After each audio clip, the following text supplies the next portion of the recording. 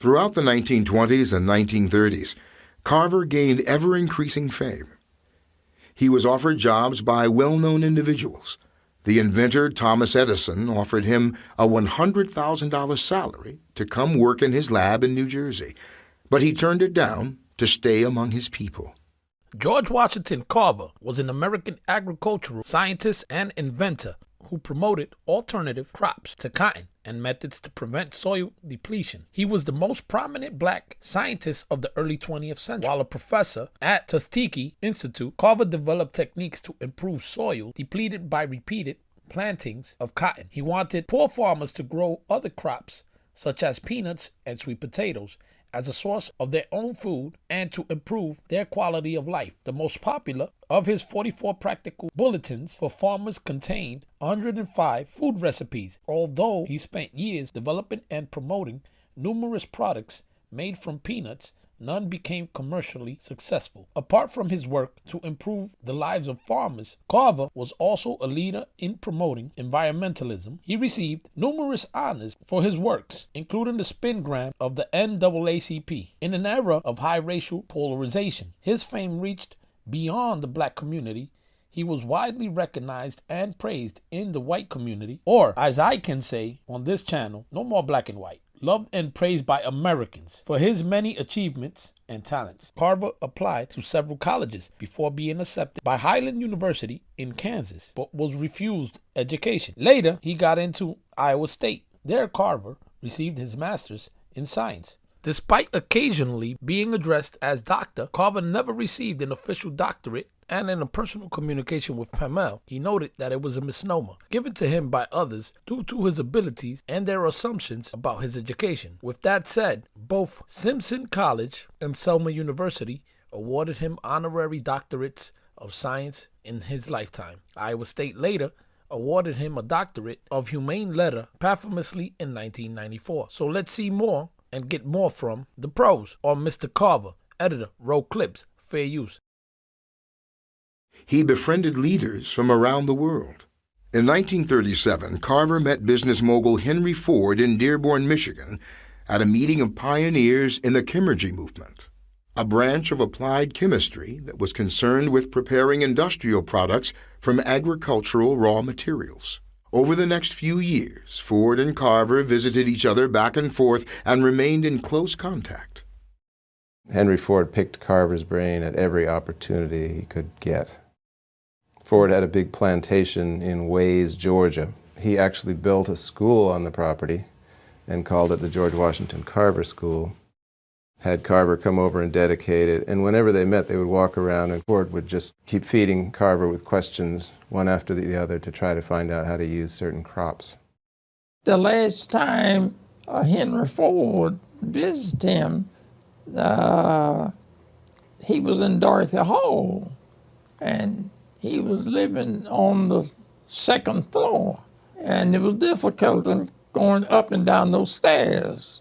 Henry Ford called Montgomery to get an elevator company to come out, and he put an elevator in Dorothy Hall from the first floor to the second floor for Dr. Carver.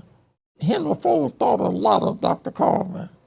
Played an important role in his life. Due to discrimination, Carver had to jump from one school to the next before finding acceptance. He eventually managed to obtain a high school diploma after graduating from Minneapolis High School in Minneapolis, Kansas. From there, George wanted to move on to college. After being rejected by most of the institutions he applied for, Carver was finally accepted sight unseen by Highlands College in Kansas, but they too later rejected him once they discovered that he was black. Feeling a bit discouraged, George gave up his dream of going to college for a while and instead claimed a homestead which he farmed alone while simultaneously doing odd jobs and working as a ranch hand to support himself. He did this for a few years, but by the late 1880s, Carver was ready to move on to something else. He managed to secure a loan from a bank and he left Kansas, making his way to Iowa. In the city of Winterest, he met and befriended a white couple called the Milhollands who urged him to continue his higher education. Although reluctant at first, Carver eventually relented and enrolled in a little Methodist school in Indianola, Iowa called Simpson College.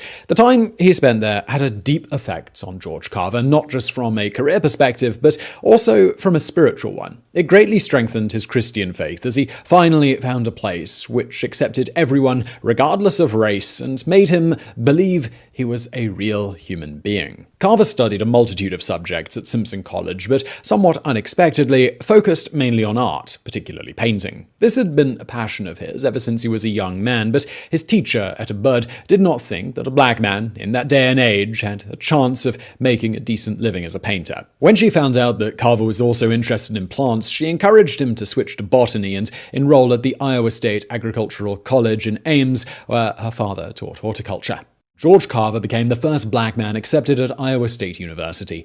Now, fully living his dream, he embraced all facets of campus life. Carver was on the debate club, the athletics team. He was captain of the campus military regiments. He wrote poetry published in the student newspaper, and 2 of his paintings were even exhibited at the Chicago World's Fair in 1893. But of course, it was his agricultural work that earned him the most praise. After presenting his thesis in 1894 titled Plants as Modified by Man, Carver graduated and continued to study for his master's degree. His professors were so impressed with his work that they asked him to begin teaching as well. His master's program saw Carver work as an assistant botanist for the college experiment station, focusing on plant pathology, which is the study of disease in plants, and mycology, which is the study of fungi. During this time, he wrote several papers on his work that were published, and they started garnering him a reputation as one of the country's leading young scientists. He completed his master's degree in 1896. Now that his education was complete, Carver was ready to embark on a permanent career as a teacher and researcher.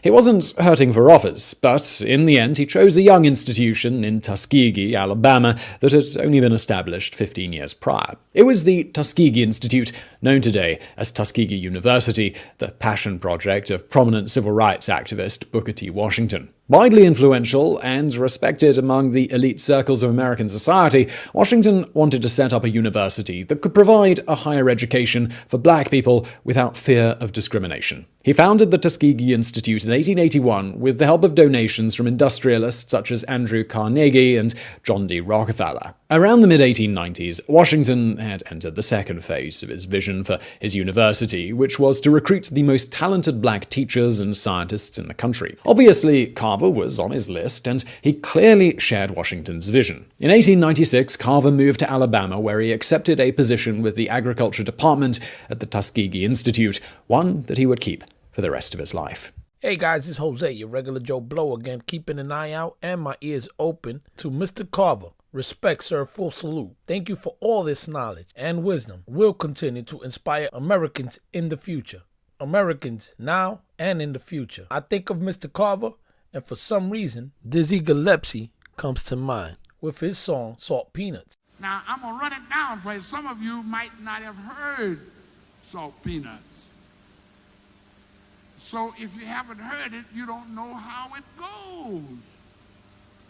I am here to teach you how Salt Peanuts go, being the composer of Salt Peanut. You understand that? All right. All right, I'm going to run it down for you now. 1, 2, 1, 2. Boom, salt peanut, salt peanut. Boom, salt peanut, salt peanut. Boom, salt peanut, salt peanut. Think y'all can do that? Huh? I'm going to do it one more time for you.